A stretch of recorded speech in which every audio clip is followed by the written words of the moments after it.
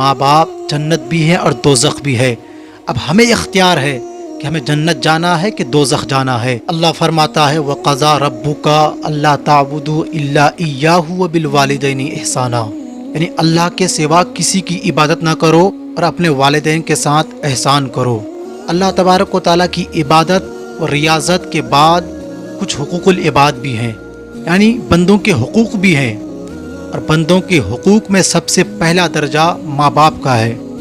जिस तरह अल्लाह तबारक व तआला और उसके रसूल सल्लल्लाहु तआला अलैहि वसल्लम की इताअत और फरमाबरदारी ज़रूरी है, उसी तरह माँ और बाप की इताअत और फरमाबरदारी ज़रूरी है, क्योंकि रब अपनी इबादत के बाद अपने वालिदैन के साथ एहसान और नेक सलूक करने का हुक्म दे रहा है।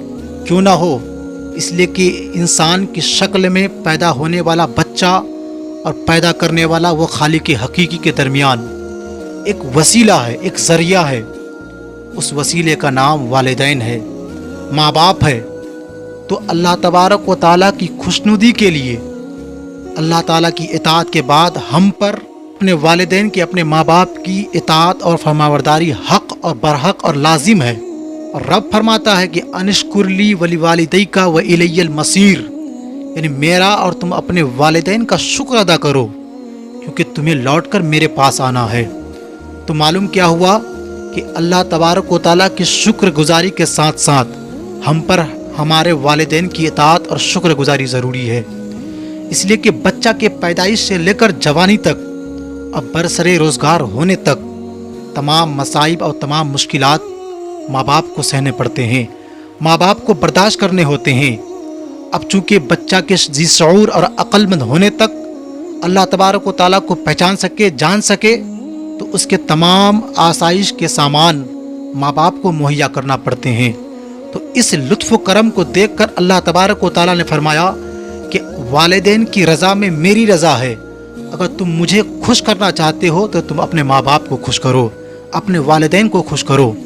और अल्लाह के हबीब सल्लल्लाहु तआला अलैहि वसल्लम ने फरमाया रज़िया रब्बी फ़ी रज़ियल वालिदी व सख़त रब्बी फ़ी सख़तिल वालिदी, यानी अल्लाह तबारक व तआला की रज़ा वालिदैन की रज़ा में है और अल्लाह तबारक व तआला की नाराज़गी वालिदैन की नाराज़गी में है।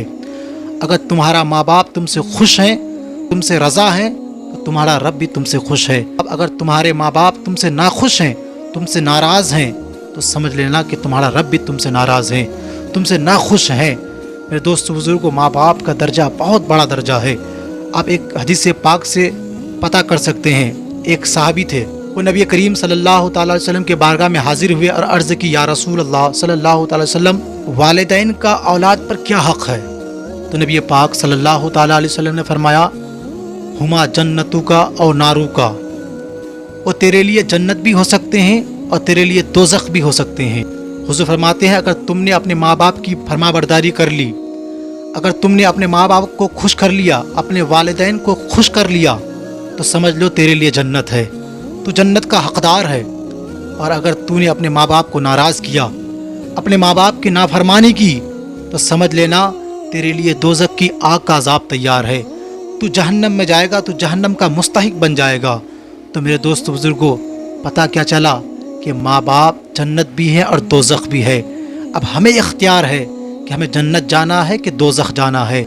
एक सहाबी रसूल सल्लल्लाहु तआला अलैहि वसल्लम, अल्लाह के रसूल सल्लल्लाहु तआला अलैहि वसल्लम की बारगाह में हाजिर होते हैं और अर्ज़ करते हैं या रसूल अल्लाह सल्लल्लाहु तआला अलैहि वसल्लम, मैं ग़ज़वा में यानी जंग में शरीक होना चाहता हूँ और जंग करना चाहता हूँ। आपकी इजाज़त लेने के लिए आपके दरबार पर आया हूँ, आपकी बारगाह में हाजिर हुआ हूँ। तो अल्लाह के हबीब सल्लल्लाहु तआला अलैहि वसल्लम ने फरमाया हल लका मिन उम्मिन, क्या तेरी माँ मौजूद है? तो साहबी रसूल सल्लल्लाहु तआला अलैहि वसल्लम ने अर्ज़ की जी हाँ, मेरी माँ मौजूद है।